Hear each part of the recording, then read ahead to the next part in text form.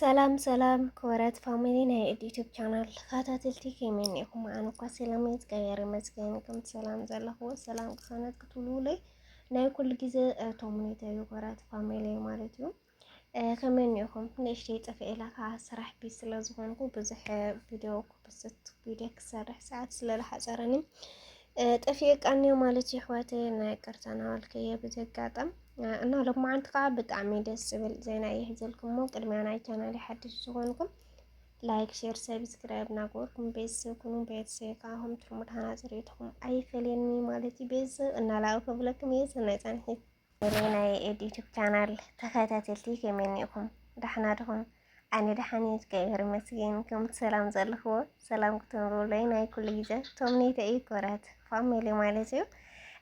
እምበርካስ ናይ ሎማዓንቲ ብጣዕሚ ደስ ዝብል ዜና ይሕዘልኩም መፀ ማለት እዩ።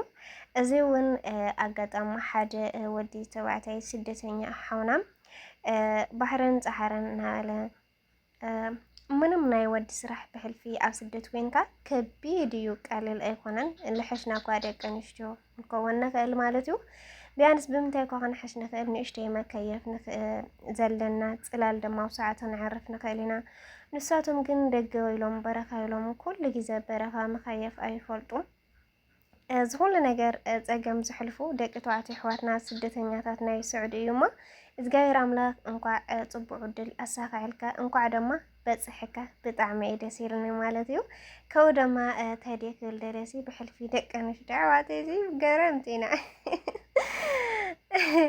እና ሓደ ብርቂ ኣይኮነን ማኪና ማለት እዩ። እዚ ሎቶሪ ናይ ዕድል እዩ እምበር ብዙሕ ሰሪሕካ ደኺምካ ዘጥረኻዮ ንብረት እውን ብዙሕ ከደንቀካ ይኽእል ማለት ለሎ እዩ። በቃ ሰብ ሰሪሑ ማኪና ድዩ ገዛ ድዩ ክገብር ዘሎ እዩና ናይ ሰብ ርኡ ብጣዕሚ ተሐጉስቲ ኣሎ እዩ ማለት ትሕጎስ ትኽእልካ ተዘየለይ ግን ለኣይ ክኸውን እዩ ውሽማ ነርካ ኣፍቃሪ ነርካ ጠይቕኒ ነይሩ ሃይልኒ ማለት ዝኮመንት እዚ ብብል የንዎ ፋሚሊ ብጣዕሚ ዝገርም እንዳም ቀኒሰ የምፅዮ ማለት እዩ ነበር ኣንሚካ ኣይውዳእን ማለት እዩ።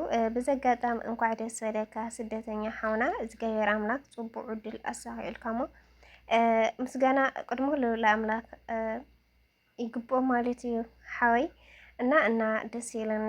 ካብኡ ድማ ወዲ ዓደይ ምዃንካ ብጣዕሚ እዩ ደስ ይለኒ። እግዚአብሔር ኣምላክ እንኳዕ ለፃዓድና ኮነ ዛሎቶ ርዝያ እና ደስ ይለኒ ማለት እዩ ቤተሰብ ከው ድማ ቀድመ ማለት ሎቶሪ ዕድል እዩ። ዕድል ድማ ካብ ብዙሓት ሓደ ተዓዋቲ ኢል ብዙሓት ድማ ብዙሓት ዝካስረሉ ሓደ ዝዕወተሉ ሎቶሪ ማለት እዩ። ኩለካ ኣይትዕወትን ኩለካ ድማ ኣይትከስርን ማለት እዩ። ልበዝሕ ክሳራ ሓደ ግን ተዓዋቲ እዩ ላይ ሎቶሪ ስራሕ እሞ እግዚአብሔር ኣምላክ ልዙሓውና ስደተኛ ዝኩሉ ባሕርን ፃሕርን እናበለ ኣሳኺዓት ለላ ማለት እዛ ማኪና ብጣዕሚ ደስ ዝብል ፋሚሊና እግዚአብሔር ኣምላክ ላባዓድካ ናብ ስድራካ ላብ ማኪናካ ብሰላም ስደትካ ፈፂሙ ዓላማካ ኣሳኺዑ የራኸብካ ክለካ ይደሊ ማለት እዩ ቤተሰብ እና ታዲያ ክብል ደረሲ ውናለክን ማለት እዩ። ደቂ መዳም ኣሕዋተይ ከዓ ሰሪሕክ እንታይ ከም ትሕዛ ትፈልጣ ምሳኸም ዝነብር ወዲ ከዓ እንታይ ሒዙ ከም ዝመፀልክን ትፈልጣ ሓደ እግዚአብሔር ብቻ እዩ ዝፈልጥና እምብዛ ዓይነ ይነክፍእ ብጣዕሚ ማለት ሲ ኣብቲ ኮመንት ታዲሲ ብሓደ ገለ ከምዚ ኢለን ኩለን ዝፅሒፈን ዘለዋ ሲ ኣብቲ ኮመንት ከዓ እንታይ ይብሉስ ክማናጣላለ እየን ገለ ይብሉ። ኣነ ከዓስ ባይታ እዩ እሞ ብርቂ ኣይኮነን ማለት እዚ እሱ ዓወት እዩ ተዓወተ ኣሎ እግዚአብሔር ኣምላክ ብጣዕሚ ደስ ዝብል ዓወት እዩ።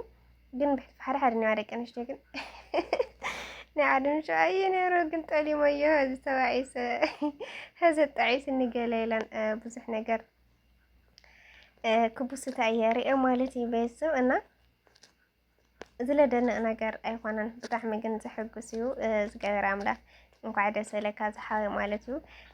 ዝተረፈኩም ኣሕዋትና ድማ ማኪና ክሽክሎሙ ተስፋ ንገብር እና ኣጅኹም ተስፋ ይትቆረፁ ብዘይ ተስፋ ምቁራፅ ድማ በቃ ክንቅፅል እናተልኩም ቀፅሉ ማለት እዩ ቤተሰብ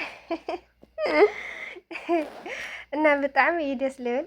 ወዲ ዓደይ ከዓ እንኳዕ ደስ በለካ ወዲ ዓደይ ብምዃንካ ከዓ ኣጥዕየ ብናይ ልበይ ተሓጒሰ እና እንኳዕ ደስ በለካ ማርያምን ብጣዕሚ ዓብዪ ዕድል እዩ እሞ እንኳዕ ደስ ዘለካ ናይ ልብካ ማለት እዩ። ኩለኩም ቤተሰብ ዘለኹም ድማ እንኳዕ ደስ በለኩም ማለት ናይ ዓወት ማለት ናይ ቤተሰብ ዓወት ስለ ዝኾነ እንኳዕ ደስ በለካ ማለት እዩ። እንኳዕ ደስ በለኩም እና ብጣዕሚ ደስ ዝብል መደብ ይሕዘልኩም መፅሎም ማዓንቲ ማለት እዩ። ላብ ኩሉ ከም ዝበፅሕ ድማ ሼር ላይክ እናገበርኩም ናዛ ቻናል ከዓ ቤተሰብ ክትኮኑ ምንታይ ሰብስክራይብ እናገበርኩም ማለት እዩ ቤተሰብ ክኑ እና ብጣዕሚ እዩ ደስ ዝብል ፅቡቅ ዕድል ኣሎ እግዚኣብሔር ኣምላኽ ላወስተኸልካ ይሕደር ለካ ይደሊ ስደትካ ሕፂሩ ድማ ካብቲ ዘለኻዮ ኣብ መዝራዕ ድኻ ልኹን ይኹን ስራሕ ብዝያንስ ኣብ ስደት ፅቡቅ ስራሕ ስለዘየለ ይሕማቅ ይፀብቅ ኩሉ ነገር መኻእል እዩ እምበር እና ኣብቲ ዘለኻዮ ስራሕ ድማ ሰላም ቅሳነት እግዚኣብሔር ኣምላኽ ክበረልካ ክለካ ይደሊ ማለት እዩ እና እንኳዕ ደስ በለካ ደጊመ